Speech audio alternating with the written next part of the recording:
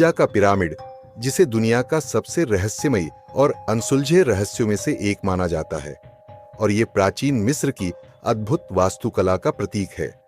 और इनका निर्माण आज भी शोधकर्ताओं के लिए अध्ययन का विषय बना हुआ है। और गीजा का पिरामिड मिस्र की राजधानी काहिरा के पास स्थित है और इन्हें प्राचीन विश्व के 7 अजूबों में से एक माना जाता है।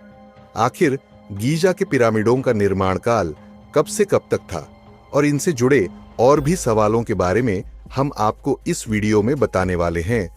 लेकिन वीडियो में आगे बढ़ने से पहले अगर आप हमारे इस चैनल पर नए हैं तो आप हमारी इस वीडियो को लाइक करें, शेयर करें, और चैनल पर नए हैं तो चैनल को सब्सक्राइब करके बेल आइकन को ऑल पर प्रेस करना बिल्कुल भी ना भूलें, ताकि ऐसी ही और भी रहस्यों से जुड़ी जानकारियों की वीडियो का नोटिफिकेशन सबसे पहले आप तक पहुंचे।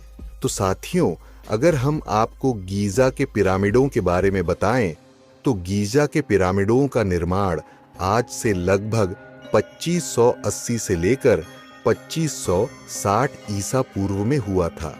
और इन पिरामिडों का निर्माण मिस्र के चौथे राजवंश के दौरान हुआ था।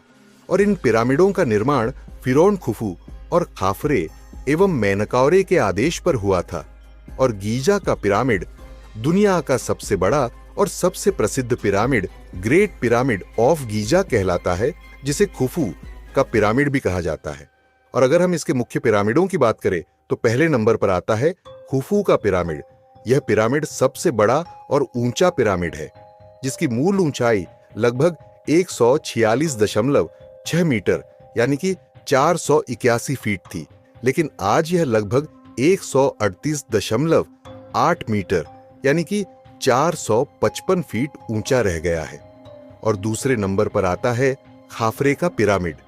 यह दूसरा सबसे बड़ा पिरामिड है और इसके पास ही प्रसिद्ध स्फिंक्स की मूर्ति स्थित है।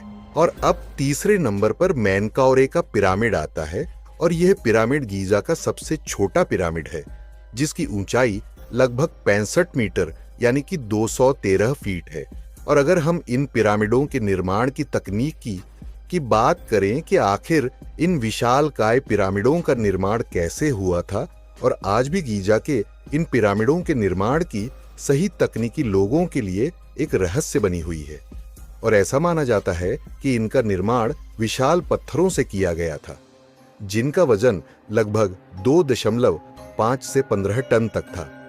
अगर हम गीजा के पिरामिडों के निर्माण के सिद्धांतों की बात करें तो इन पिरामिडों के निर्माण के कुछ प्रमुख सिद्धांत इस प्रकार से हैं।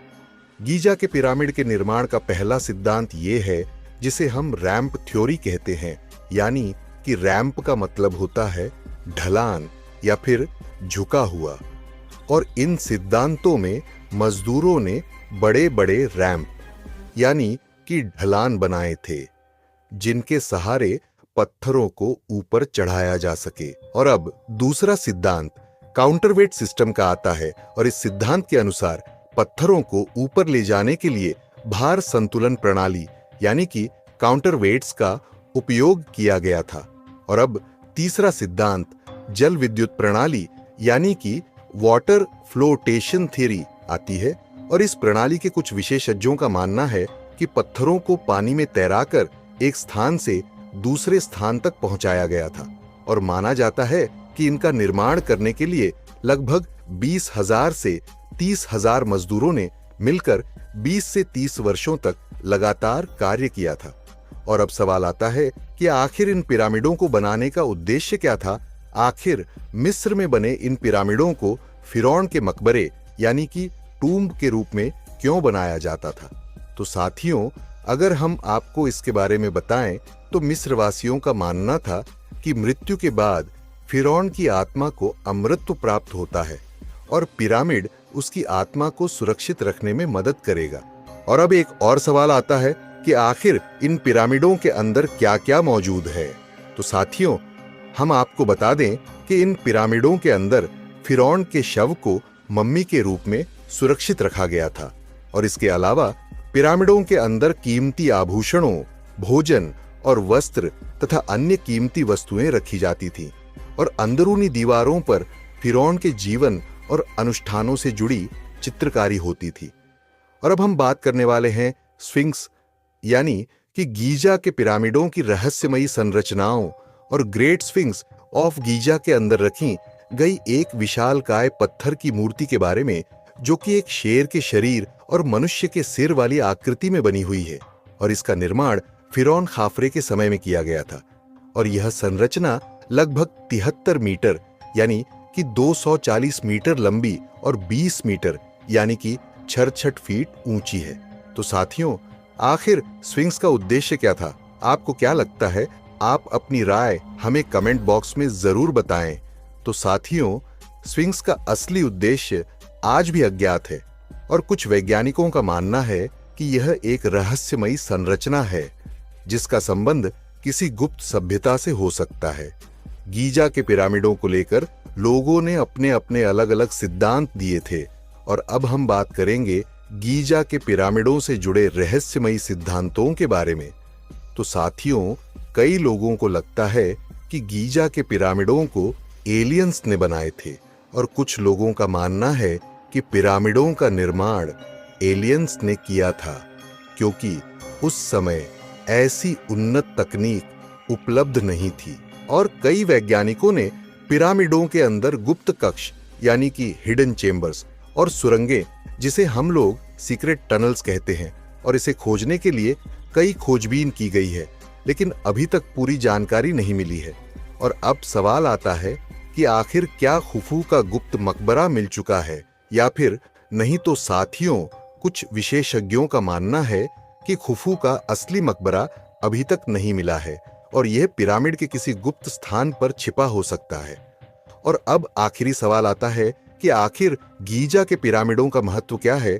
तो साथियों, ये पिरामिड प्राचीन विश्व के 7 अजूबों में से एक माना जाता है और यह प्राचीन मिस्र की कला, विज्ञान और गणित की उन्नत तकनीक को दर्शाता है।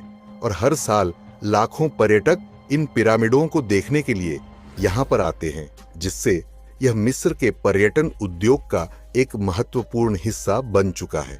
और साथियों, हम आपको बता दें कि गीजा के पिरामिड सिर्फ एक पत्थरों की इमारतें नहीं हैं, बल्कि ये प्राचीन मिस्र की महान सभ्यता का प्रतीक है।